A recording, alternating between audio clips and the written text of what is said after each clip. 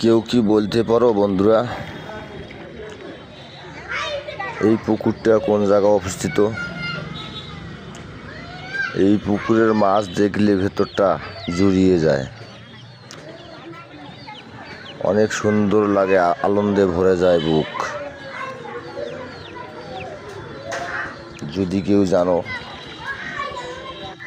Comment বক্সে জানিয়ে দাও, না জানলেও জানিয়ে দাও, আমি তোমাদেরকে জানাবো এই পুকুরটা কোন জায়গায়।